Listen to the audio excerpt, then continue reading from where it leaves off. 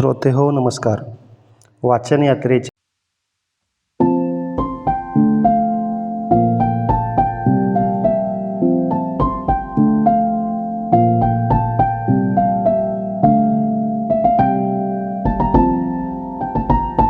पुण्याला निघालो. बसमध्ये बसलो तेव्हा अंगठीकडे लक्ष गेलं. अंगठीचे हळूवार चुंबन घेत मनात म्हटलं, आता तूच एक आधार आहेस. या गोष्टीचं मला हसूही आलं नाही. विनाकारण भावुक होण्याचं ते वय. पूजा आणि पत्रिकेतील दोष काढल्याने मला फार सात्विक झाल्याचा भास होऊ लागला. मैं जिंदगी का साथ निभाता चला, हर फिक्र को धुए में उडाता चला गया. सिगारेटशिवाय या जगात आनंद देणारा दुसरं काहीच नाही असं वाटायचं. सिगारेटमुळे वैराग्य आला आहे असं वाटायचं. आयुष्यात काहीच न मिळवता आल्याने वैराग्याचा फील येणं हे वाईट असतं. सिगारेटचा झुरका ओढला की वाटायचं आता यश मिळालंच. पण हाच एक झुरका आपल्याला यशापासून दूर नेत एकांतात लोटत असतो. सिगारेट ओढताना मी जास्त विचार करायचो. सगळा तणाव तेवढ्या वेळापुरता जायचा. तो जात नव्हता तर अजून वाढतच होता. व्यसन फक्त नैराश्य वाढवतात. आयुष्यात पुढे अंधार दिसत असला की नकारात्मक विचार येत असतात. पुण्यात पोहोचल्यावर काही दिवस शांत राहण्यात गेले. मला असं नुसतं शांत राहावं असं वाटायचं. ही शांतता पण फक्त खिशात पैसे आहेत तोपर्यंत असते. खिशात 4-5 हजारांच्या नोटा असणं ही गोष्ट मला आनंदून टाकायची. एक वेगळाच कॉन्फिडन्स असायचा. परंतु ते पैसे मी कमावले नाहीत याचं कधीतरी दुःख वाटायचं. एके दिवशी दुपारी, कदाचित तो रविवार असावा, तसे माझ्यासाठी सगळेच दिवस रविवार होते. वडिलांचा फोन आला. काय करतोयस? मी नुकताच झोपेतून उठलो होतो. रात्रभर मित्रांसोबत गप्पा मारणं, पत्ते खेळायचो. त्या गप्पाही भारी होत्या. क्रिकेट, राजकारण, नाहीतर लोक किती वाईट आहेत किंवा कोणता मित्र किती खराब आहे, अशा गप्पा मारताना दुसऱ्यांना नावं ठेवण्यात मजा वाटायची. आयुष्याला दोषही द्यायचा. रात्रीचा चहा पिण्याची चटक लागली. अशा वेळी कसल्याही बोगस सवयी लागतात. त्यापासून आपण स्वतःला वाचवलं पाहिजे, कारण नंतर अशा सवयी बदलणं अवघड जातं. वडिलांच्या प्रश्नावर आत्ताच उठलो असं म्हणालो. त्यावर ते खूप रागावले. मी सुद्धा त्यांना रागातच उत्तर दिलं. सकाळी लवकर उठलो होतो, जेवण करून परत पडलो, त्यात डोळा लागला असं सांगितलं. रागात खोटं बोलण्याचा तर माज होता मला. काय साध्य केलं मी असं बोलून? तर काहीच नाही, फक्त त्यांना दुखावलं. कशाचा माज होता मला तर काय माहीत. असा माज काहीच कामाचा नसतो. अशा नालायकपणामुळे बऱ्याच गोष्टी ती सांगत होती, त्या तर कधीच डोक्यात गेल्या नाहीत. त्यामुळे नुकसानच झालं. त्याचा आज पश्चाताप होतो आहे, पण नंतर पश्चाताप करून घेण्यात काहीच अर्थ नसतो. आयुष्याला सहज घेतल्याने अशी वेळच असते. अशी वेळ आली की शांत राहून व्यक्त न होणे हाच उत्तम पर्याय आहे. वडिलांशी बोलताना माझी सारखी चिडचिड व्हायची. आमचे विचार कधी जुळणार नाहीत असं वाटायचं. ते सारखं रागावून बोलायचे. त्यालाही कारण होतं. त्यांना कोणीतरी भेटायचं आणि तुमचं पोरगं वाया गेलं असं म्हणायचं. कोणत्याही मध्यमवर्गीय पालकाला सर्वात जास्त वेदना देणारं हे वाक्य आहे. आपले हितचिंतक यात अग्रेसर असतात. मी माझ्या अपयशाने त्रासलो होतो. त्यात या हितचिंतकांचा अधिक राग येत होता. जाऊन सरळ त्यांच्याशी भांडावं असं वाटायचं. पण समाज हा असाच असतो. समाजावर राग काढण्यापेक्षा स्वतःला सुधारण्यात वेळ खर्च करणं जास्त फायदेशीर असतं. आपल्या अशा बोलण्याने दुसऱ्यांना काय त्रास होतो याची चुगलखोर हितचिंतकांना जाणीव नसते. पण मला तरी कुठे वडिलांना त्रास होतो ही जाणीव होती. मला मी वाया गेलो हे वाक्य त्रस्त करू लागलं. वडील म्हणायचे, गोळा झालायस, कधी स्वतःच्या पायावर उभं राहणार? सेटल कधी होणार हा सगळ्यात नैराश्य देणारा प्रश्न. मला तर सेटल होणं म्हणजे नेमकं काय असतं हेही समजत नव्हतं. मला वडिलांना समजावून सांगावंसं वाटायचं की मी करतो काहीतरी, तुम्ही स्वतःला त्रास करून घेऊ नका. पण पुढे काहीच मार्ग दिसत नव्हता आणि हातातही काहीच नव्हतं. त्यामुळे त्यांना प्रत्युत्तर देणं किंवा विश्वास देणं अवघड होतं. आणखी मनस्ताप करून घेतला की काहीतरी चुकणार. बरेच जण मला उन्हाळ, नालायक आणि टुकार असं काहीतरी समजत होते. पण मी एवढाही टाकाऊ नव्हतो. कुणीच इथं नाही. प्रत्येकजण आयुष्यात मोठं यश मिळवू शकतो. प्रत्येकात क्षमता असते, परंतु योग्य मार्ग लवकर सापडत नाही. सेटल कधी होणार हा प्रश्न माझ्या बोकांडी बसला होता. या प्रश्नाचं उत्तर मला पाहिजे होतं. सेटल होणं म्हणजे लग्न, घर, गाडी आणि निवांत आनंदी आयुष्य. या प्रश्नावर विचार करताना डेड केलं असतं तर चांगलं झालं असतं असं मला वाटलं होतं. आयुष्यात अशी वेळ आली की आपण छोटं यश आठवून ध्येय छोटं असतं तर बरं झालं असतं असं वाटतं. निवांत जगण्याचा मार्ग आपण शोधत असतो. निवांत आयुष्य जगण्याची एखादी संधी आपण गमावली असेल तर जास्तच वाईट वाटतं. पण लढलं तर पुढे त्यापेक्षा जास्त यश मिळवता येतं हा प्रेरणादायी विचारसुद्धा येत नाही जो आला पाहिजे. काही विचारत असताना 2 महिने वाया गेले. मग आठवलं 2 महिने नाही तर या गोंधळात 2 वर्ष वाया गेली. टॉयलेटमध्ये बसल्यावर मी जास्त विचार करायचो. रागानं बोटातील अंगठी काढून टॉयलेटमध्ये फेकली. कुठेतरी वाचलं होतं अशा गोष्टी वाहत्या पाण्यात सोडायच्या असतात. ते कर्म माझ्याकडून चुकून झालं होतं. अंगठी फेकल्याने माझा जीव शांत झाला. या जगात तुमचं नैराश्य समजून घ्यायला कोणालाही वेळ नाही, कारण इथे फक्त यशाची भाषा चालते. पराभवाची भाषा आणि तसे शब्द कुणाच्याच कानात जात नसतात. त्यावेळी मी परत वाचन चालू केलं. नैराश्य व अपयशाला मित्र नसतात. नैराश्याच्या काळात पुस्तकं ही जगात अधिक जवळचा मित्र म्हणू शकतात. मला रात्री झोप येत नव्हती म्हणून मी वाचनाचा मार्ग निवडला होता. वाचनाने जरी सकारात्मकता आली नाही तरी किमान दुःखी विचारांना दुसरीकडे वळवता येतं. मित्र आहेत या विचाराच्या आधारावर मी सकारात्मक होतो. कुणीतरी आपल्यासाठी आधार आहे हे जोपर्यंत डोक्यात आहे तोपर्यंत तुम्ही मोठं यश साध्य करू शकत नाही. आपल्याला उगाच वाटत असतं की आपल्याला खूप मित्र आहेत, वडील भाऊ नातेवाईक आहेत, पण प्रत्यक्ष लढाईत कुणीच आपल्यासोबत नसतं. स्वतःलाच लढावं लागतं. तुमची लढण्याची तयारी असेल तर तुमचे आप्त तुम्हाला मदत करतील, पण त्यासाठी आधी स्वतःवर विश्वास हवा. स्वतःवर विश्वास म्हणजे नेमकं काय?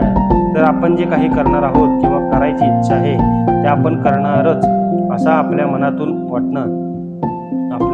वाटणं, पण काहीच क्रिया न करता नुसता विचार करत असाल तर किंवा मोठमोठ्या पोकळ गप्पा मारत असाल तर तुम्ही या जगात एकटे आहात हे कायम लक्षात ठेवायचं.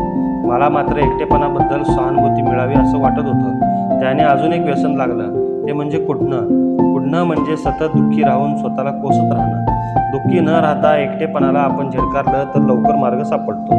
कुणीही सेटल झालेला म्हणजे चांगला जॉब मिळालेला मित्र भेटला की तो नाटकी प्रेरणा द्यायचा, संघर्ष करा म्हणून सल्लेही द्यायचा. तसं जरासं यश मिळालं की सल्ले द्यायची खूप जणांना घाई असते. मला यश मिळालं नव्हतं तरीही मी सल्ले देण्यात मागे नव्हतो. स्वतः काय करतोय की काय करायला पाहिजे हे समजत नसतानाही मी सल्ले द्यायचो. संघर्ष करायचा म्हणजे नेमकं काय करायचं? मला तोपर्यंत संघर्ष करायचा म्हणजे भांडणं करायची किंवा कोणाला तरी मारायचं किंवा कोणत्या तरी हक्कासाठी आंदोलन करून सरकारशी भांडायचं असं वाटायचं. संघर्ष हा शब्द मला राजकीय वाटायचा, तसाही तो शब्दच भारदस्त. बऱ्याच दिवसांनी मला समजलं संघर्ष म्हणजे दुसरं तिसरं काही नाही तर एक ध्येय घेऊन किंवा जे मिळवायचं आहे त्यासाठी सगळं विसरून मेहनत घेणं, स्वतःतील क्षमता आणि कौशल्य वाढवून यशाच्या दिशेनं जाणं. यशाच्या टप्प्यावर आपण पोहोचू अथवा न पोहोचू सतत प्रयत्न करत राहणं आणि काम करत राहणं महत्त्वाचं. एखादा विषय अवघड जात असेल तर सोपा वाटावा इथंपर्यंत तो समजावून घेणं. संघर्ष म्हणजे सतत स्वतःमध्ये नवीन स्किल ॲड करणं किंवा शिकणं. पैसे कमवायचे असतील तर योग्य मार्गांनी मेहनत घेऊन कमावणं. योग्य मार्गाने का म्हणालो तर काही जण पैसे कमवायच्या नवीन आयडिया देत असतात. लॉटरी, मटका, पत्ते, जुगार असा मार्ग दाखवत असतात. आपल्याला आदर्श वाटावेत असा भास ते निर्माण करत असतात. तरुण वयात ते नायक वाटत असतील. त्यांनी 2 नंबरच्या बिझनेसमधून खूप पैसे कमवलेले असतात. 2 नंबर म्हणजे मटका, दारू, व्याजाचा धंदा. त्यांच्याकडे सोनं, गाड्या आणि भरपूर पैसे असतात. त्यांनी हे सगळं गुंडगिरी करून व फसवणुकीतून कमवलेलं असतं. त्यांचं ते ऐश्वर्य आपल्याला प्रेरित करत असतं. मग डोळ्यांसमोर दिसणाऱ्या या दादा, भाऊ, शेठना आदर्श मांडल्याशिवाय पर्याय राहत नाही. त्यांच्या मागे कित्येक तरुणांचा घोळका असतो. असे आपले आदर्श असतील तर दुर्दशा झालीच म्हणून समजा. मला तर स्वतःमध्ये बदल करायच्या संघर्षाची भीती वाटत होती. काही चांगले मित्र समजून सांगत असतील तर मला बोर व्हायचं आणि चांगलं सांगणाऱ्या त्या मित्रांचा राग यायचा. उगाच तत्त्वज्ञान सांगू नकोस असं मी म्हणायचो. खिशात काहीच नसेल तर प्रत्येक गोष्ट तत्त्वज्ञान वाटत असते. काही मित्र चांगले होते पण मलाच माज होता. अशा माजाने काहीच फायदा होत नसतो. ऐकून घेण्याची सवय कधीही आपल्या फायद्याची असते. कानांना ऐकून घेण्याची सवय लावली तर भविष्यातील बिनकामाचा संघर्ष टाळता येतो. मलाच खूप संघर्ष करावा लागतोय असं वाटायचं. देव माझीच परीक्षा घेतोय, मलाच त्रास आहे, अशा भंपक गोष्टीवर मी विचार करून स्वतःची सहानुभूती मिळवून द्यायचो. स्वतःसाठी मेहनत घेणं याला संघर्ष म्हणणं तसं अवघड आहे. स्वतःला नीट जगता यावं, चांगले पैसे मिळावेत हे तर प्रत्येकजण करत असतो. संघर्ष हा खूप मोठा शब्द आहे. स्वतःच्या जगण्याच्या धडपडीपेक्षा सर्वांसाठी स्वराज्य उभा केलं त्या शिवाजी महाराज आणि मावळ्यांनी खरा संघर्ष केला. मी काहीतरी केलं पाहिजे. हा संघर्ष नसून फक्त गरज होती. मला जो संघर्ष फक्त स्वतःसाठी करायचा होता, जो कुणालाच चुकला नव्हता. मेहनत केल्याशिवाय फुकट कुणालाच काही मिळत नाही. हे जेव्हा मला समजलं तेव्हा ज्यांना खूप आयतं मिळालं आहे असं वाटायचं, त्यांच्यावरचा राग कमी झाला. कुणाकडे जास्त पैसे जमीन आहे किंवा ज्यांच्या वडिलांनी त्यांच्यासाठी खूप कमावून ठेवलं आहे अशांचा द्वेष वाटायचा, तो कमी झाला. असं कुणाही विषयी किंवा मागे नावे ठेवून आपण मोठं यश मिळवू शकत नाही. आपल्याला दिलखुलास व्हावं लागेल. कुणालाही यश मिळालं तर त्याचा राग किंवा द्वेष न ठेवता त्याचं कौतुक करायची सवय करून घ्यावी लागेल. मनातील अढी स्वतःला त्रास देत राहते. संघर्ष व परिस्थितीशी लढण्यात जो आनंद आहे तो आनंद इतर कशातही नाही, हे मी ठामपणे सांगू शकतो. परिस्थितीशी लढण्यातील आनंद आपल्याला उपभोगता आला पाहिजे. परंतु ही परिस्थितीशी लढाई कोणी म्हणतंय म्हणून करत असाल तर कठीण आहे. मला लढायचंय हे आपल्याला अंतःकरणातून आलं पाहिजे. आपल्याला आवडेल त्या क्षेत्रात मनातून प्रयत्न करून बघा, पण बऱ्याचदा आपल्याला काय आवडतंय हेही समजत नाही. तेव्हा जे समोर आहे त्या क्षेत्रातून काम करायला सुरुवात केली तर लवकरच आपलं आवडतं क्षेत्रही सापडतंच. यश मिळवण्याची प्रत्येक पद्धत वेगळी असते. प्रत्येकाची परिस्थिती वेगळी असते. कोणी अशा प्रकारे लढून यश मिळवलं आहे तर आपल्यालाही त्याच प्रकारे यश मिळेल ही धारणा चुकीची आहे. दुसऱ्याची सक्सेस स्टोरी एकदा समजून घेऊन आपला मार्ग शोधणे हीच तर संघर्षाची सुरुवात आहे. मी मात्र जरा डॅम्बिसच होतो. मला सतत दुसऱ्यांच्या चुकाच दिसायच्या. दुसऱ्यांमध्ये मी सतत वाईट किंवा चुका शोधायचो. चांगलं फार उशिरा माझ्या लक्षात यायचं. तो असा आहे, तो असा आहे, तो तसाच आहे. ह्यामुळे त्याला शक्य झालं, त्यामुळे त्याला हे शक्य झालं. त्याच्याकडे हे होतं म्हणून त्याला ते मिळालं. त्याच्याकडे हे होतं म्हणून त्याला यश मिळालं. असा काहीतरी विचार करत राहायचो. त्याची मेहनत मी कधीच बघत नव्हतो. आता मात्र दुसऱ्यात काय चांगलं आहे हे बघायची सवय लावून घेतली. एकदा हिंमत करून मी स्वतःला विचारलं होतं, बाळा तू नेमका कसा आहेस? प्रश्नांची उत्तरं स्वतः विचारायची सवय लावली पाहिजे. माझ्या ह्या प्रश्नावर मी उत्तर दिलं, मी तर फार भारी आहे. भारी म्हणजे नेमका कसा याचं नेमकं उत्तर मात्र माझ्याकडे नव्हतं. जेव्हा स्वतःची अवकात स्पष्टपणे स्वतःला विचारली तेव्हा बरेच भ्रम तुटले आणि डोकं शांत झालं. प्रत्येकाने आयुष्यात एकदा एकांतात स्वतःला स्वतःची अवकात विचारावी. एकदम तणावमुक्त झाल्यासारखं वाटेल. आपल्याला समाजात खूप किंमत आहे या भ्रमातून आपली मुक्तता होईल. आयुष्यातील बराच वेळ फुटकळ सन्मान सांभाळण्याच्या नादात जातो. खूप पैसे असतील तरच सन्मान मिळतो असं मला वाटायचं, परंतु नुसत्या पैशांनी सन्मान नाही मिळत. पण मला त्याची चिंता नव्हती. मला केवळ पैसा होता. यश म्हणजे नक्की काय हेही समजत नव्हतं. यश म्हणजे दररोज सकाळी प्रेरित होऊन लवकर उठणं, दर दिवशी उत्साहाने कामाला सुरुवात करून ऊर्जामय राहणं, स्वतः प्रेरित होऊन दुसऱ्यालाही प्रेरित करत आवडत्या कामात झोकून देणं, सतत काम करत राहणं हे नंतर समजू लागलं. समोर काहीच दिसत नसलं की दिवसामागून दिवस वाया जात असतात. त्यात कुणी काय करतोयस असं विचारलं तर टाइमपास करतोय असं म्हणायचो. वाटायचं हा वाईट काळ एकदा गेला की चांगले दिवस येतील. पण नुसतं हातावर हात धरून बसलं तर चांगले दिवस कसे येतील? त्यावेळेस वेळेच्या महत्त्वाबद्दल बरंच काही वाचलं होतं. टाईम इज मनी हे वाक्य समजलं. मला वाटायचं आपल्याकडे टाईम आहे पण मनी नाही. एक वेळ टाईम नसला तरी चालेल पण मनी असायलाच हवा, कारण त्यावेळी मला वेळेची जाण नव्हती. रात्री झोपलो की दुसऱ्या दिवशी सकाळ होऊच नये असं वाटायचं. दिवसभर नुसतं पडून राहणं, चहा पिणं, जेवण, गप्पा मारणं आणि झोपणं.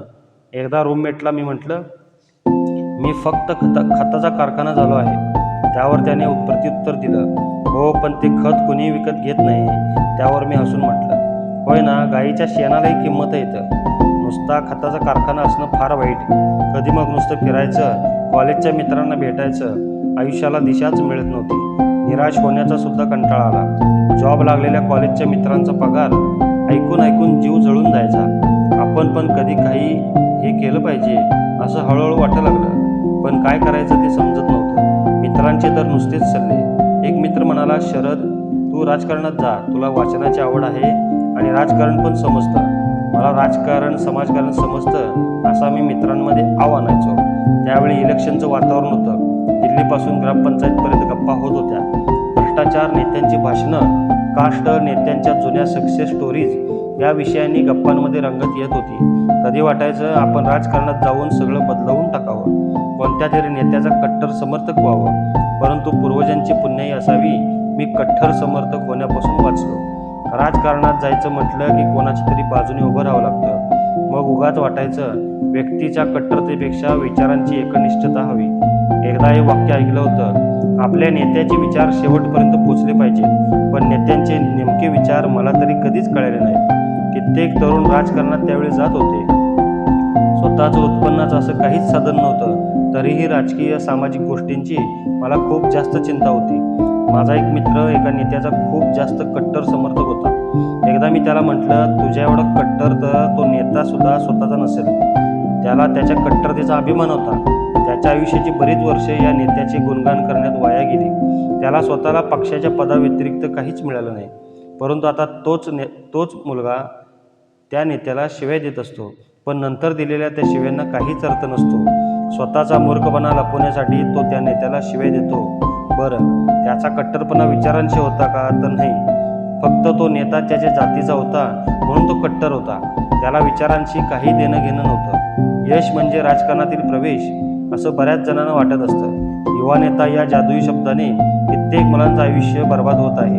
खिशात पैसे नसताना लोक उमेदीचं वय राजकारणात घालवतात. आपण या चक्रव्यूहापासून वाचलं पाहिजे. अशी मुलं गटाने वावरत असतात. मला सुद्धा अशा एखाद्या गटामध्ये सामील व्हावं असं वाटायचं. गट म्हणजे जातीचा किंवा जिल्हा किंवा तालुक्याच्या नावाने एकत्र येणाऱ्या भरकटलेल्या काही युवकांचा समूह. त्यावेळी खूप जणांना भेटलो. भरपूर गप्पा झाल्या. त्यातलं कोणीतरी म्हटलं, आपल्यावर प्रादेशिक अन्याय झाला आहे. खरंच अन्याय झाला असं वाटल्याने मी त्या विरोधात लढायच्या विचाराने प्रेरित झालो. मला वाटायला लागलं, खरंच आपल्यावर खूप अन्याय झालेला आहे. कोणी केला माहीत नाही, काय केला हे सुद्धा माहीत नाही. परंतु काही विचारवंत प्रादेशिक असमतोल पटवून देत होते. प्रादेशिक प्रश्नावर बोलून काही जण राजकारणात जाऊ पाहत होते. रोजगाराच्या प्रश्नावर पोटतिडकीने सांगत होते. तसा तर त्यांनाही रोजगार नव्हता, पण त्यांना त्याची फिकीर नव्हती. बऱ्याचदा मला ते क्रांतिकारी वाटायचे. मेकॅनिकलची डिग्री मिळूनही मला रोजगार नव्हता. म्हणजे मी एक सुशिक्षित बेरोजगार होतो. फक्त बेरोजगार म्हटलं असतं तरी जमलं असतं, पण डिग्री चांगली केली नव्हती तरीही मी सुशिक्षित बेरोजगार. एम्प्लॉयमेंट ऑफिसच्या नोंदणीचा आकडा फार मोठा होता. त्याचे मी उगाच दडपण घ्यायचो. स्वतःच्या मूर्खपणामुळे तयार झालेले वैयक्तिक प्रश्न त्यावेळी मोठे सामाजिक प्रश्न वाटू लागले होते. शिक्षण व्यवस्थित केलं नसलं तरी हे सरकार अन्याय करतंय असं मला वाटायचं. त्या विचारांनी डोक्यातील नैराश्याची खास शांत करून घ्यायची. सुशिक्षित बेरोजगार या शब्दाची लाज वाटली पाहिजे. कालांतराने त्या नेत्यांना परिस्थितीने पिचलेल्या माझ्यासारख्याच्या मनात विद्रोहाची आग पेटवता आली नाही, हे माझं भाग्यच. तेव्हा एकदा राजकारणात जाण्याच्या तंद्रीत वडिलांना हिंमत करून म्हणालो होतो, गावाकडे येतो, ग्रामपंचायत जिंकून गावचा विकास करतो. तेव्हा त्यांनी प्रत्युत्तर दिलं, नेताजी, आधी स्वतःच्या वैयक्तिक विकासाचं बघा. त्यांचं उपहासात्मक बोलणं पण समजलं नव्हतं. कारण न सांगता शिव्या देऊन माझा राजकारणात जाण्याचा मार्ग त्यांनी बंद केला. बऱ्याचदा पालकांना आपल्या प्रत्येक गोष्टीचं कारण नसतं समजून सांगता येत. समजून सांगता येत. म्हणून ते काही बाबतीत स्पष्ट नकार देत असतात आणि ते आपल्या फायद्याचंच असतं हे समजून घेता आलं पाहिजे. उगाच पैसे मिळतात म्हणून राजकारणाचं किंवा समाजकारणाचं खूळ डोक्यात असेल तर आपली सध्याची परिस्थिती आधी उघड्या डोळ्यांनी आणि शांत डोक्याने बघणं गरजेचं आहे. सध्याची राजकीय आणि सामाजिक परिस्थिती आपल्याला माहीत असणं उद्योजकासाठी खूपच गरजेचं आहे. अविचाराने त्या बाजूला जाणं धोकादायक आहे. राजकारणाचं भूत तुमच्या पिच्छा सोडत नसेल तर काही दिवस एकटं राहिलात, चांगलं वाचत राहिलात तर योग्य मार्ग दिसेल. नाहीतर आयुष्यातले काही दिवस वाया जाणार ज्या दिवसात आपण खूप काही मिळवू शकतो. घरच्यांच्या स्पष्ट नकाराने मला राग आला. राजकारणात जाण्याची हीच योग्य वेळ आहे असं वाटून काही दिवस अस्वस्थ झालो. जरा हुशार वाटणाऱ्या मित्रांना भेटलो जे वयाने खूप मोठे होते. कारण समवयस्क आणि आपल्यापेक्षा लहान असणाऱ्यांना खरं असलं ऐकणं अपमानास्पद वाटायचं. त्या मित्रांचे बरेच सल्ले ऐकले. उदाहरणार्थ, शरद, तू कंपनीमध्ये जॉब बघ, सॅपचा सुद्धा फायदा करून घेता येईल. जरा संयम ठेव. आता संयम तरी किती ठेवावा याने मला राग येऊ लागला. संयम म्हणजे एका जागी शांत बसून राहणं नव्हे. त्या ठिकाणी तू बिझनेस कर असा सल्ला दिला. कारण ज्यांना शिक्षणात काही जमत नाही ते राजकारणात जातात किंवा बिझनेस करतात हे त्यांचं म्हणणं मला जरा पटलं. बिझनेस करायचा की नाही या विचारात पण महिना निघून गेला. अशा वेळी दिवसही भरभर जातात. बिझनेस म्हणजे खूप पैसा या विचाराने मी प्रभावित झालो. तेव्हा बिझनेस करायला मेहनतसुद्धा लागते हे न दिसता फक्त बिझनेस करायला पैसे लागतात हे आधी दिसलं. बिझनेससाठी पैसे पाहिजे हा विचार आल्यावर घरचे आठवले. घरच्यांनी नाही दिले तर आपले खूप जिगरी मित्र आहेत, त्यांनी पैसे दिले तर सहज जमा करता येतील या विचाराने मी उत्साहित झालो. बिझनेस करायचा मार्ग मला सगळ्यात शेवटी आठवला. कॉलेजमध्ये पैसे कमवण्याचे उद्योग आठवले. नाशिकला बघितलेला पूजेचा बिझनेस आठवला. चहा प्यायचो त्या हॉटेलचा रोजचा गल्ला किती जमतो यावर विचार करू लागलो. मेसवाली महिना किती कमावते, नुसती आकडेवारी करून बेजार झालो. मला स्वतःचे कमवलेले पैसे पाहिजे होते. त्यावेळी घरच्यांनी दिलेले पैसे संपत आले होते. बिझनेस करायला फक्त आधी इन्व्हेस्टमेंटसाठी म्हणजे गुंतवणुकीसाठी पैसे दिले पाहिजे, बाकी काही लागतच नाही अशी माझी धारणा होती. आणि त्यातही जर फॅमिली बिझनेसमध्ये असेल तर अजूनही सोपं. आपल्याला आधी पैसे पाहिजेत, मग बघू काय करायचं ते. नवीन काही करायचं मनात असलं तर लग पाहिजे. मग मला अंगठी आठवली. परत आठवलं की आपण तर पूजा पण नीट केली नाही. बिझनेस करायचा तर पत्रिका, अंगठी, कॉलेजमधला लकी शर्ट, शनीची कृपा, साईबाबांचा फोटो यातलं काहीही जवळ नव्हतं. कर्मकांडावर विश्वास नाही म्हणायचं, पण करायला चुकायचं नाही हा दांभिकपणा माझ्यात खूप होता. आपल्याला आयुष्यात काहीही करायचं म्हटलं की असले भंपक आधार का हवे असतात काय माहीत. मला या आधारांच्या विरोधात कुणीही बोललं की राग यायचा. उगाच तत्वज्ञान सांगू नकोस असं प्रत्युत्तर मी द्यायचो. खिशात पैसे असले की तत्वज्ञान ऐकायला छान वाटतं असं मनात पुटपुटायचो. पण आता किमान सांगू शकतो, असली आयुधं विकायचा बिझनेस करावा, पण आयुष्यात असल्या आयुधांच्या नादाला लागू नये. बिझनेसच्या विचारात असताना मला शेअर मार्केटबद्दल कुठून तरी समजलं. हा ऑप्शन मला भारी वाटला. न्यूजपेपर घेऊन त्यातलं बिझनेस पेज वाचायला सुरुवात केली. बाजारातून शेअर मार्केटची माहिती देणारं पुस्तक घेतलं. नवीन काहीतरी समजलं की मी भारावून जायचो. सॅप कोर्स असाच भारावून सुद्धा जाऊन केला होता.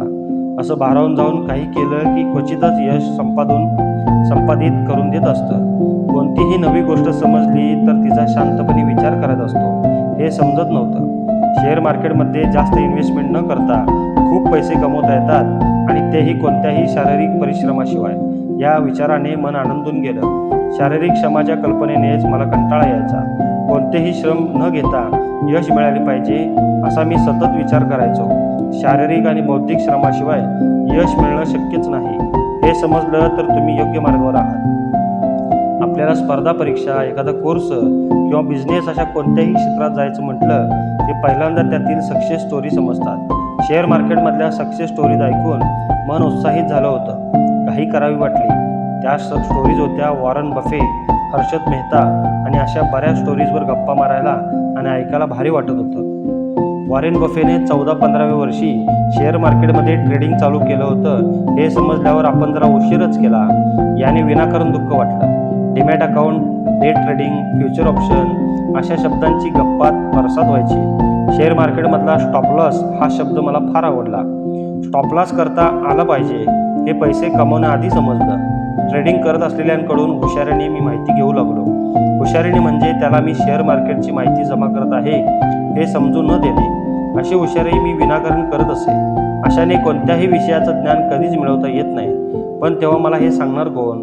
कारण कोणाला काही विचारायचं म्हटलं की मला लाज वाटायची. माझी आजी एक म्हण सांगायची, पुसत त्याचं कधीच नसते नासं. म्हणजे जो विचारतो त्याचा कधीच तोटा होत नाही. काही जण मोठेपणाच्या मोहात कधीच कोणाला सल्ला किंवा प्रश्न विचारत नाहीत. आपल्याला जे समजत नाही त्याबद्दल त्यातील जाणकाराला विचारलं पाहिजे. उगीचच कुणालाही विचारत बसू नये. कुणाला काय विचारायचं ही सुद्धा समज महत्त्वाची. शेअर मार्केटमध्ये पैसे गुंतवलेल्या काही जणांना भेटलो. त्यांच्या गप्पांमध्ये मी गुंतून जाऊ लागलो. गप्पांमध्ये ते सांगायचे की आपलं कंपनीच्या ॲसेटवर लक्ष पाहिजे, पोर्टफोलिओ बनवता आला पाहिजे. जर आपला अभ्यास चांगला असेल तर आपल्याला फायदा होतोच. मला बॉम्बे शेअर मार्केटच्या बाहेरचा आक्रमक बैल खूप आवडला. शेतामधल्या बैलाशी एवढा संबंध नाही आला, पण हा बैल आपल्याला नक्की यश मिळवून देईल असं मला वाटलं. शेअर मार्केटमध्ये पैसे कमवायचे तर ते व्यवस्थित समजून घेतलं पाहिजे. समजून घ्यायचं तर क्लास लावला पाहिजे. क्लासचं तर फार वेळ होतं मला. काही पण करायचं म्हटलं की क्लास लावायचा हे माझं ठरलेलं होतं. Spoken English, personality development, MPSC, MSCIT पासून सॅप अशा बऱ्याच क्लासेसचा अनुभव पाठीशी होता. शेअर मार्केट क्लासची फी 4,000 होती. आईशी गोड बोलून 10,000 रुपये दे, काम आहे, तुला महिन्यात परत करतो असं म्हणून मागवून घेतले. परंतु मी ते परत केले नाहीत ही गोष्ट वेगळी. मला पैसे हवे असले की घरच्यांची गोड बोलायचो. असा नालायकपणा मी खूपदा केला होता. 4,000 रुपये क्लाससाठी आणि 6,000 रुपये लगेच शेअर विकत घेण्यासाठी असा माझा प्लॅन होता. क्लासला गेल्याने नवीन शब्द कानावर पडू लागले. शेअर खरेदी विक्रीबद्दल जरा समजायला लागलं. त्याने मी खूप हुशार आहे असं मलाच भास होऊ लागला. जरा कुठे काही नवीन ज्ञान मिळालं की खूप मिळालं असं वाटायचं. क्लासचे सर रोज नवीन सक्सेस स्टोरी सांगून मोटिवेट करत होते. मोटिवेशन शब्दाचा अर्थ इथं पहिल्यांदा समजला. मोटिवेशनचा मला समजलेला अर्थ म्हणजे नुसता हवा भरणं आणि स्वप्नांच्या जगात स्वप्नांच्या पंखांनी उडायला लावणं. उगाचच मोटिवेट होऊन स्वतःत हवा भरून घ्यायची सवय लागली. सवय पण नाही म्हणता येणार, याला मी आजार म्हणतो. तर या आजाराने मेंदू भ्रष्ट होण्याची शक्यता जास्त आहे. मोटिवेशन एकदा किंवा दोनदा ठीक आहे, पण सतत फक्त मोटिवेशन घेत राहणं चुकीचं आहे. नुसत्या मोटिवेशनने आपल्याला योग्य मार्ग आणि पर्याय सापडू शकत नाही. कारण तात्पुरतं मोटिवेशन हे पेन किलर गोळीसारखं असतं. गोळीचा प्रभाव संपला की आजार पूर्वपदावर येतो. शेअर मार्केट जरा समजल्यावर मी डीमॅट अकाउंट उघडलं. महिनाभर मी शेअर मार्केटमध्ये रेंगाळलो, पण नंतर पुन्हा गाडी पहिल्या रुळावर आली. मंदीचा काळ होता की काय माहीत नाही, पण तेव्हा 6,000 रुपयांचा लॉस झाला. स्टॉप लॉस माहीत असून सुद्धा मला लॉस स्टॉप करता आला नव्हता. मंदी आल्याने मला पहिल्यांदा जागतिक अर्थकारणावर गप्पा मारता यायला लागल्या. परंतु 10,000 रुपये गेल्याने मी न कळत त्या रागीट बैलापासून लांब गेलो. आता मात्र मी शेअर मार्केटमध्ये गुंतवणूक करतो. चांगला उद्योजक व्हायचा असेल तर शेअर मार्केटचं नॉलेज पाहिजेच. कोणत्याही बिझनेसमध्ये काम करत असलो तरी बेसिक शेअर मार्केट समजून घेतलं पाहिजे. काही बावळट लोक शेअर मार्केटला जुगार म्हणतात, पण ते पूर्ण चुकीचं आहे. आपापल्या कंपन्या आणि मार्केट समजलं तर कुठला बिझनेस आपण चालू करू शकतो याचा किमान अंदाज तरी येईल. शेअर मार्केटचा झटका बसल्यावर मी बिझनेसच्या नवीन आयडिया शोधू लागलो. जो भेटेल त्याला विचारायचो, अरे बिझनेससाठी काही आयडिया सांग. आपल्याला कोणता बिझनेस जमू शकेल हे मला त्यावेळी समजत नव्हतं. स्वतःच्या मेंदूला न विचारता मी सतत दुसऱ्याला विचारायचो. त्यातच एकाने मला क्लासेस चालू करण्याची आयडिया दिली. त्याने क्लासेसच्या इन्कमचे डोळे विस्फारणारे आकडे सांगितले. येथे खूप सक्सेस स्टोरीज होत्या. मला माझ्या कॉलेज आणि शाळेमधले क्लासेस आठवले. यांच्या सक्सेस स्टोरीज मी खूप दिवस चघळत होतो. अशा सक्सेस स्टोरीज चघळणं हा खूप वाईट प्रकार असतो. आयुष्यात मोठे यश मिळवायचं असेल तर दुसऱ्यांच्या सक्सेस स्टोरीज एकदा ऐकाव्यात आणि किंवा बघाव्यात, पण त्या सतत चघळत राहणं बंद केलं पाहिजे.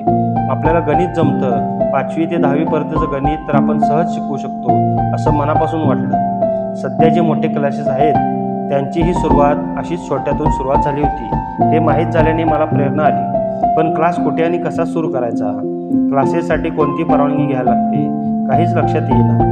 क्लासेस कसे चालू करायचे हे शिकवणारा क्लास कुठेही नव्हता हे समजल्याने जरा उदास झालो. क्लासचा बिझनेस कसा करावा याचे क्लासेस नाहीत याचे फार वाईट वाटले. कारण करोडोंची उलाढाल असलेल्या या बिझनेससाठी साधे मार्गदर्शक पण नव्हते. टंगळमंगळ करण्यात ही पण बिझनेस आयडिया अशीच विरून गेली. बिझनेसचं मार्गदर्शन करणारा क्लास असलाच पाहिजे असं काही नसतं. तसंही बऱ्याच व्यावसायिकांसाठी आता प्रशिक्षण संस्था सुरू झाल्यात. आपण जो व्यवसाय करणार आहोत त्याचं आधी प्रशिक्षण घेतलेलं केव्हाही चांगलंच. व्यवसाय करायचा असल्यास त्याचं प्रशिक्षण घेतलं तर बरेच खास कळगे माहीत होतात. व्यवसाय चालू करण्याआधी जाणकाराकडून त्याचे फायदे तोटे समजून घेतले तर फायदा होतोच. पण सगळ्याच व्यवसायांसाठी प्रशिक्षण मिळेल असं नाही. काही व्यवसाय हे स्वतःवर विश्वास ठेवून चालू करावे लागतात. माझा एक मित्र BPO कॉल सेंटरमध्ये कामाला होता, पण त्याला बिझनेस करण्याची आवड होती. त्यावर आमच्यात चर्चा होऊ लागली. चर्चेदरम्यान BPOच्या व्यवसायात असणारे किती कमवतात हे त्याने सांगितलं. बिझनेस प्रोसेस आउटसोर्सिंग हा BPOचा व्यवसाय कसा बूमिंग आहे असं तो उत्साहात सांगायचा. त्या चर्चेतून आम्ही 4-5 रूममेट्सनी आपणही हा व्यवसाय करू असा उत्साहात निर्णय घेतला. BPO मधला मित्र परदेशातून बिझनेस प्रोसेस कशी मिळवायची याची माहिती घेणार होता. BPO म्हणजे टेलिकॉलिंग व्यवसाय असं साध्या भाषेत मी समजून घेतलं होतं. BPO व्यवसाय सुरू करण्यासाठी साधारण 50 लाख रुपये तरी गरजेचे होते. बरेच दिवस BPO बिझनेसच्या प्लॅनिंगमध्येच गेले. आमच्याकडे एवढे पैसे नसल्याने आम्ही त्यासाठी इन्व्हेस्टर शोधू लागलो. इन्व्हेस्टर म्हणजे ज्यांच्याकडे खूप पैसे आहेत आणि तो व्यवसायात पैसे गुंतवतो. तसं आमचं तोंड बघून कोणीच हो म्हटलं नसतं, कारण बिझनेस प्लॅन आमच्या डोक्यात आणि चर्चेत होता, कागदावर मात्र काहीच नाही. विशेष म्हणजे कंपनी कशी रजिस्टर करतात ही साधी गोष्टही आम्हाला माहीत नव्हती. तरीही फक्त इन्व्हेस्टर पाहिजे होता. त्यासाठी काही बेसिक गोष्टी कराव्या लागतात हे माहीत नसल्याने इन्व्हेस्टर मिळाला नाही. चर्चेत खंड पडत नव्हता. ग्लोबलायझेशन, टेक्नॉलॉजी, सिलिकॉन व्हॅलीपर्यंत सगळं काही बोलायचो. क्षमता आणि ज्ञान नसताना थेट मोठ्या इन्व्हेस्टमेंटची अपेक्षा धरून काही व्यवसाय चालू करायचा प्लॅन असेल तर आपण निरर्थक वेळ वाया घालवत आहे हे समजून जायचं. कुणी आपल्याला खूप पैसे दिले तरी व्यवसाय लगेच सेट होत नसतो. आपल्याजवळ पैसे असले तरी आपल्याला जो व्यवसाय करायचा आहे त्या व्यवसायाची योग्य माहिती अनुभवी आणि तज्ज्ञ लोकांकडून घेतलेली केव्हाही चांगली. तसाही मोठा व्यवसाय एका दिवसात नसतो उभा राहत. मोठी गुंतवणूक करून चालू झालेले व्यवसाय बुडालेत अशी कित्येक उदाहरणं आहेत. खूप प्रयत्न केल्यानंतर आमच्या सगळ्यांच्या लक्षात आलं की आपण 5 लाखांपर्यंत रक्कम जमा करू शकतो. आम्हा मित्रांचा एकमेकावर विश्वास नव्हता, तरीही खूप विश्वास आहे असं आम्ही दाखवायचो. व्यवसाय करू असं सगळं म्हणायचे, पण जास्त पैसे काढायला मात्र कोणीही तयार व्हायचं होत नव्हतं. मग आम्ही कमी पैशात दुसरा कोणता व्यवसाय करता येतो का हे पाहू लागलो. चहा सिगरेट पिताना सुद्धा डोक्यात व्यावसायिक कल्पनांचा शोध सुरू होता. एकदा टपरीवर सिगारेट घेण्यासाठी गेलो असताना सुट्टे पैसे नसल्याने टपरीवाल्याने मला काश्मीरी बडीशेपची पुडी दिली. ती बडीशेपची पुडी बघून मला कल्पना सुचली, अशी सौपची पुडी बनवली तर अशी पुडी बनवायला जास्त पैसे लागणार नाहीत, जास्त डोकं लागणार नाही. ही आयडिया मी माझ्या मित्रांना सांगितली. त्यांना पण ती फार आवडली. मग आम्ही पुण्यात किती टपऱ्या असतील याचा अंदाज बांधू लागलो. मग महाराष्ट्रात किती असतील. आम्ही ओळखीच्या टपरी मालकांची आकडेवारी केली. एकूण आकडेवारी बघून आमचा उत्साह वाढला. त्यानंतर बऱ्याच टपरी मालकांशी बोललो. रोज किती पुढे जातात, त्यात किती प्रॉफिट मिळतो. त्यांनी सकारात्मक आकडे सांगितले. प्रॉफिटचा अंदाज बांधून आम्ही आनंदून गेलो. मग सुरू झाला बडीशेप सोप. पुडी कशी बनवतात याच्या फॉर्म्युल्याचा शोध. यात आम्हाला पॅकिंग मशीन लागतं हे समजलं. मुंबईला एक कंपनी अशा मशीन्स बनवते याची माहिती मिळाली. त्यांच्याकडून मशीन्स कोटेशन घेतलं. मार्केट यार्डकडून सोपच्या सर्व प्रकारांचे भाव माहीत करून घेतले. बडीशेपचा कोणता मसाला टाकायचा याचा शोध मित्राने घेतला. पॅकिंग मशीन बनवणाऱ्या कंपनीच्या मालकाशी फोनवर बोलताना तो म्हणाला, तुम्ही सुपारी आणि गुटखा पण बनवू शकता. सगळ्या प्रोडक्टना हेच मशीन लागते. हे ऐकल्यावर रात्रभर आम्ही स्वप्न रंगवत गप्पा मारल्या. मला तर माणिकचंद, स्टार, गोवा, काश्मीरी या सक्सेस स्टोरीनंतर मीच आहे असं रात्रभर वाटलं. त्याच रात्री आम्ही बडीशेपच्या पुडीचं कस्तुरी हे नाव सुद्धा फायनल केलं. पुड्यांच्या प्रिंटिंगसाठी औरंगाबाद, वाळूंज MIDC मधून मित्रांच्या ओळखीने फायनल केलं होतं. या बडीशेपच्या व्यवसायाच्या कल्पनेने मी फारच प्रेरित झालो होतो. औरंगाबादच्या प्रिंटरला मी रुबाबात ऑर्डर पण दिली होती. त्याला तर मोठ्या गप्पा मारून प्रभावित केलं होतं. माझ्या खिशात बसच्या तिकिटासाठीही पैसे नव्हते, पण त्याला मात्र मशीनची प्रिंटिंग करायची किती क्षमता हे विचारलं. बहुत बडा ऑर्डर है हमारा असं म्हणून त्याला प्रभावित केलं. पुण्याला परत आल्यावर दिवसभर टपरीवाल्याशी बोलायचो आणि भविष्यातील यशात रममान व्हायचो. त्या आनंदात आम्ही 2-3 पार्ट्यासुद्धा केल्या. आम्हाला बडीशेपच्या व्यवसायासाठी साधारण 5 लाख रुपये पाहिजे होते. करून मी 1 लाख कसेही मिळवेन असं मला वाटायचं. आम्हा चौघांपैकी दोघांना जॉब होते, तेही पर्सनल लोन काढणार होते. त्यात मग आम्हाला अचानक एकमेकांचा स्वभाव पटेना. मग सुरू झालं, हा नको तो नको, प्रॉफिटमध्ये जास्त धन नको असं सगळ्यांनाच वाटू लागलं. बिझनेसला सुरुवात होण्याआधीच प्रॉफिटमुळे आमच्यात खटके उडू लागले. आम्ही बालिश होतो हे आम्हाला समजत नव्हतं. मित्र मिळून उद्योग चालू करू असं क्वचित सत्यात उतरतं. त्यात भांडण होण्याची शक्यता जास्त असते. आमचा तो व्यवसाय चालू तर झाला नाहीच, पण एकमेकांविषयी मन कलुषित झाली ती कायमचीच. मित्र सोबत आहेत म्हणून व्यवसाय केला अशी तुरळक उदाहरणं आहेत. बरेचसे व्यवसाय बंद पडले आहेत आणि मैत्रीही संपुष्टात आली आहे. त्यातील दोघांनी त्यांच्या नोकऱ्या चालू ठेवल्या. दुसऱ्याने पुणे सोडलं. राहिलो मी एकटा. मला तर जगण्यासाठी काहीतरी करायचं होतं. एके दिवशी चहा पित असताना नुकतीच ओळख झालेल्या एका मित्राने मला एक बिझनेस आयडिया दिली. ती म्हणजे नेटवर्क मार्केटिंग. त्याने पण नेटवर्क मार्केटिंगच्या सक्सेस स्टोरीज सांगितल्या. लोक आपल्याला सतत व्यवसायाच्या सक्सेस स्टोरीज सांगत असतात. कधीतरी आपण व्यवसायातलं फेल्युअर स्टोरीज ऐकल्या पाहिजेत. दुसऱ्याचं फेल्युअर ऐकण्याची माझ्या कानांची सवय मोडली नव्हती, कारण मी स्वतःचं बरंच फेल्युअर पाहत होतो. मित्राने सांगताच मला कॉलेजमध्ये नेटवर्क मार्केटिंगमध्ये कमावलेलं नाव आठवलं. अरे, हे तर आपण सहज करू शकतो असं वाटलं. ॲम्वे नाव होतं त्या मार्केटिंग कंपनीचं. खूप जण त्यांचं प्रोडक्ट विकायचे आणि भरपूर पैसे कमवायचे. दुसऱ्या दिवशी तो मित्र मला त्याच्या एका सेमिनारला घेऊन गेला. तिथे काही जण स्टेजवर उभे राहून प्रत्येकाने मी खूप पैसे कसे कमवले, आता तुम्ही कमवा असे म्हणून ओरडून सांगत होता. त्यांचा आत्मविश्वास मला प्रेरित करत होता. सगळ्यांच्या स्टोरीज फार संघर्षातून शून्यातून खूप काही कमवलेल्या होत्या. प्रोडक्ट विकायचे आणि मेंबर बनवायचे. डायरेक्ट सेलिंगचा हा प्रकार होता. मी उघड्या डोळ्यांनी भावूक होऊन पहिल्यांदा सक्सेस स्टोरीज ऐकल्या होत्या. कोट आणि शर्ट इन केलेले प्रभाव पाडून लगेच मेंबर व्हा म्हणून दबाव टाकत होते. मित्र म्हणाला, आता उशीर करू नकोस शरद, लगेच मेंबर हो. कदाचित मित्र मला बकरा समजत असावा असा मला भास झाला.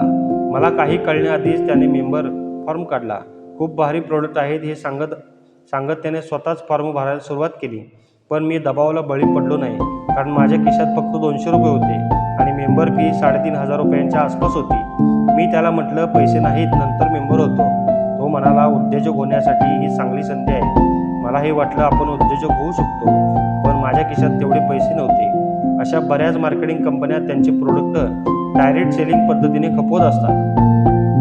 आयुष्यात एकदा डायरेक्ट सेलिंग करून बघायला हरकत नाही. पॉलिसी विकणे हा सुद्धा एक दिव्य असा व्यवसाय वाटतो मला. ज्याला पॉलिसी विकता आली त्याला काहीही विकता येतं. चांगला व्यावसायिक होण्यासाठी आपल्याला विक्री करण्याचं कौशल्य पाहिजे, जे अशा व्यवसायांमधून निश्चित वाढतं. डायरेक्ट सेलिंग ज्यांना नाही जमत ते सुद्धा यशस्वी व्यावसायिक होऊ शकतात. नेटवर्क मार्केटिंग हा तात्पुरता व्यवसाय आहे. हा व्यवसाय कायमस्वरूपी करायचा नसतो असं माझं तरी मत आहे. माझ्यात विक्रीचं कौशल्य नव्हतं, कारण लाज वाटायची. मला तेव्हा वाटायचं ह्या नेटवर्क मार्केटिंग किंवा MLM व्यवसायात पहिल्या मेंबरमध्ये आपण पाहिजे. पण नशीब असं की सगळ्यांना माहीत झाल्यावर मला काहीही माहिती व्हायचं. एकदा वाटलं आपणही असंच काहीतरी प्रोडक्ट आणून नेटवर्क मार्केटिंग चालू करू, पण विचार ओढून जायचं प्रमाण तेव्हा जास्त होतं. माझ्यासारख्या मध्यमवर्गीय मुलांचा खूप मोठा प्रॉब्लेम असतो. एक तर आम्ही लहानपणी खूप त्रास आणि गरिबी पाहिलेली नसते. जगण्याचा संघर्ष म्हणजे काय हेही माहीत नसते. आई वडिलांनी पाहिजे ते दिलेलं असतं. वडिलांनी 4 चौकात झापणे यापेक्षा मोठा अपमान झालेला नसतो. त्यामुळे आयुष्यात मोठं काहीतरी मिळवलं पाहिजे याची जाणीव जरा उशिरा होते. ती जाणीव होईपर्यंत आम्ही कोणत्याच गोष्टीची किंमत करत नाही. दुर्लक्ष करणं, निष्काळजीपणाने वागणं ही विशेषणं आम्हाला ओळखायला पुरेशी आहेत. आपण वेळ आणि पैसा वाया घालवत आहोत हे आमच्या ध्यानीमनी कधीच नसतं. माझी कुटुंबाप्रती जबाबदारी आहे या गोष्टीची जाणीव ही कधी होत नाही. हे का असं होतं? आई वडील नोकरीला असतात, त्यांनी घर बांधलेलं असतं किंवा वडिलोपार्जित जमीन असते. त्यामुळे आमच्या डोक्यात उगाच सुरक्षिततेची भावना असते. त्यामुळे आयुष्य कुठं चाललं आहे याचा अंदाज घ्यायची सुद्धा आम्ही बऱ्याचदा तसदीसुद्धा घेत नाही. मला तर 2 व्हीलर, मोबाईल, ब्रँडेड कपडे अशा चैनीच्या वस्तू हव्या होत्या, ज्या मोठे स्वप्न बघण्यापासून दूर नेत होत्या. या छोट्या अपेक्षित गुरफटल्याने नवीन काही करायची ऊर्जा मिळत नव्हती. मला त्याची फिकीरही नव्हती. मी स्वतःला भारी समजण्याच्या चक्रव्यूहातून बाहेर पडायला तयार नव्हतो. कुणालाही विनोदानं चिडवणं किंवा मूर्ख समजणं यात मी तरबेज झालो होतो. दुसऱ्यांच्या चुका शोधून तुच्छतेने बघण्यात मजा वाटायची. घरचे मी मागील तसे पैसे देत होते. जर त्यांनी पैसे नाही दिले तर त्यांना ब्लॅकमेल करायचं कौशल्य मी अवगत करून घेतलं होतं. 4-5 दिवस घरी फोन नाही केला की बारीक आवाजात करून बोललं की चुपचाप अकाउंटला पैसे यायचे. घरच्यांचा प्रेमाचा फायदा कसा घ्यायचा हे माझ्यासारख्या मुलांना पक्क माहीत असतं. पैसे कसे उकळायचे हे समजल्यावर आम्हाला जगण्यासाठी करावा लागणारा संघर्ष समजेल तरी कसा.